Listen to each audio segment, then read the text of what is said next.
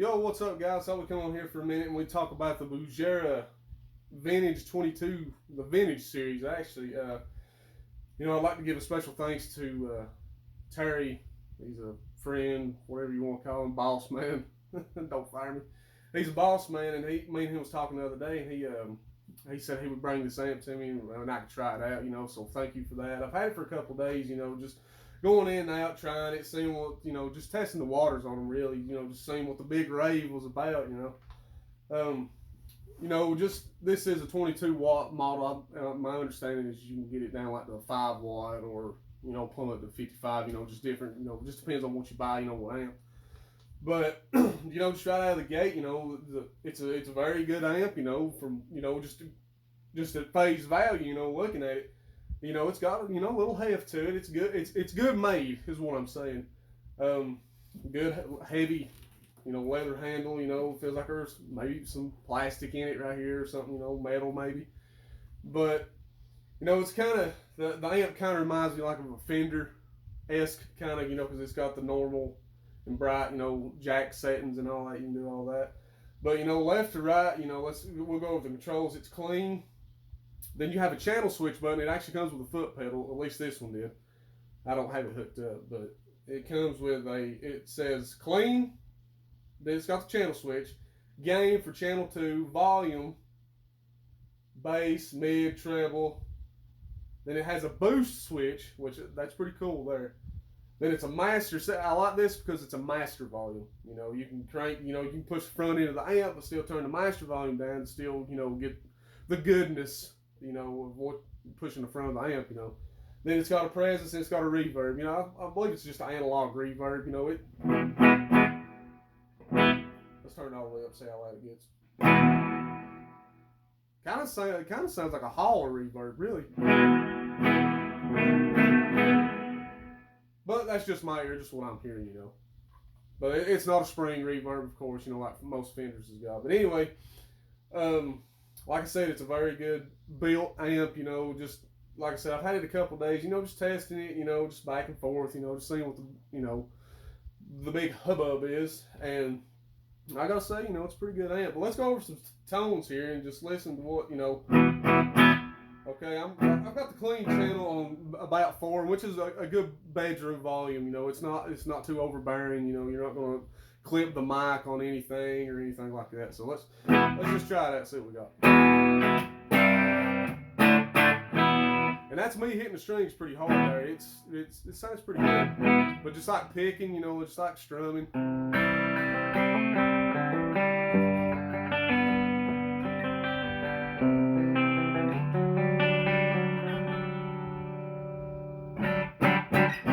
Got a good tone too, I'm digging it. Let's go to the neck, just see what we got. Just maybe a little bit of blues or something,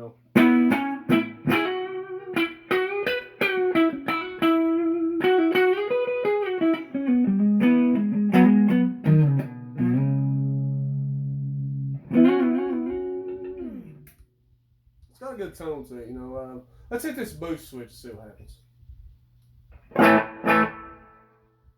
Right out of the gate, that's more starting to break up a little bit. It's kind of more like your country twang, I guess you can.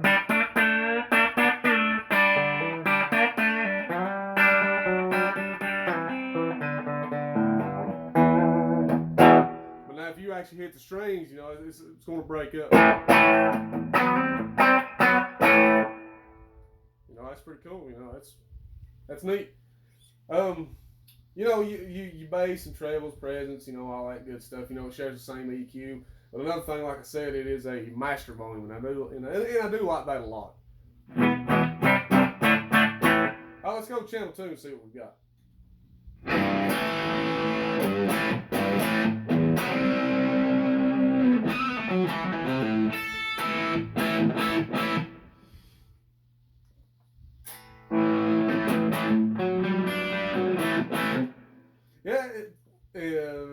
The sounds compressed to me. The gain's about halfway, 5.5, something like that. It sounds pretty good.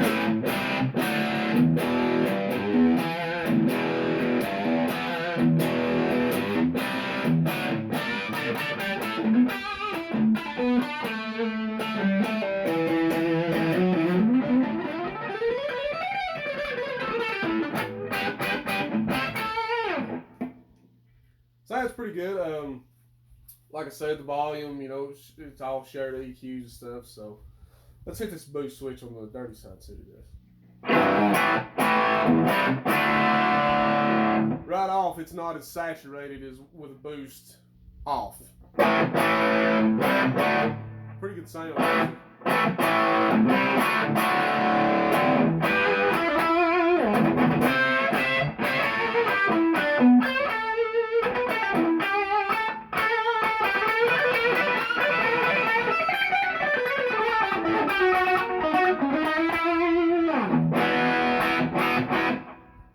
It's got a pretty good sound, so you know. Let's turn this back off. Let's just see if it'll chug. You know, a lot of people want these amps just like to, you know, play metal with.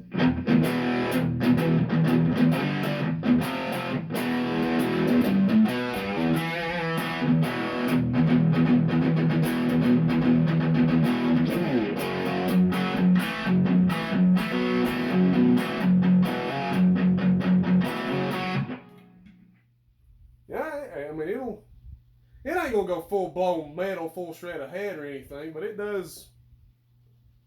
If that's your cup of tea, you know, it is what it is. Let's see here. Let's go back to channel 1, but let's take this out and go to the bright. Let's see what that does.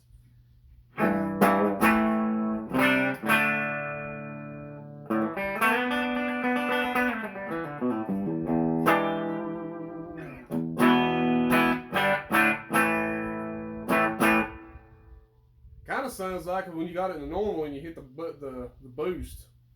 Kind of reminds me of. Maybe a little bit more compressed on that side. Let's hit this boost.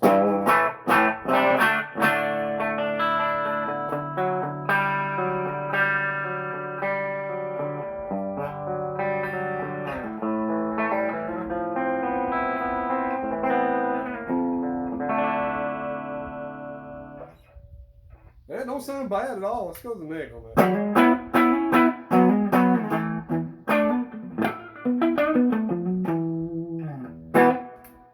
Sounds good, you know. I'm kind of pleased with it. Let's go to the dirty side. Let's disengage the boost. Engage the channel.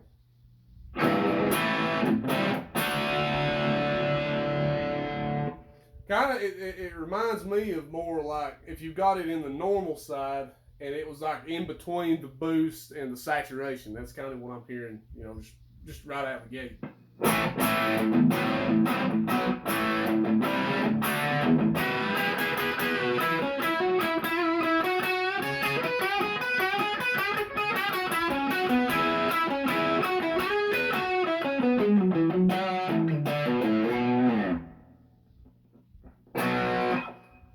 Anyway, it sounds good. You know, like I said, there's a sweet spot on every amp. There's a sweet spot for the gain, and I found on this one that it's about 5 to 7. You know, that's kind of your sweet spot, I believe. Let's just roll the gain back, see what it does. Let's go like 2.5. See what kind of sounds we got on the bright side.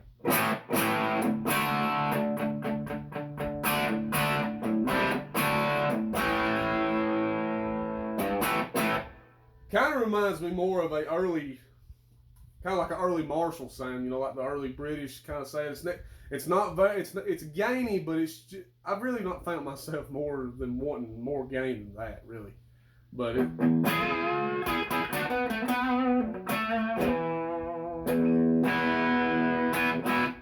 sounds good. Now let's go back up to the sweet side here.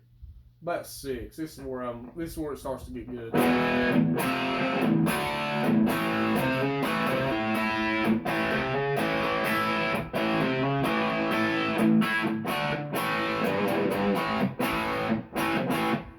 Kind of reminds me more of a crank Marshall. Now it's starting to break up a little bit.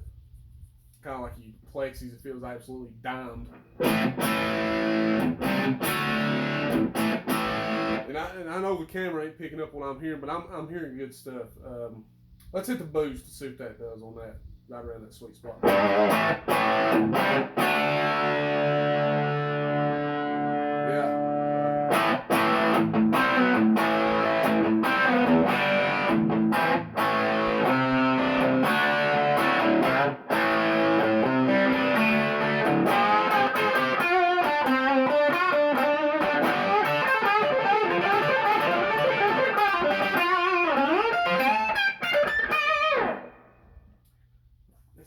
sounds good, that was to the bright side. Like I said, on this amp right here that I'm finding to my liking is that it's got a very good, a sweet spot, like I said, in between 5 and 7. I'm on 6 right now, and that's a pretty good spot.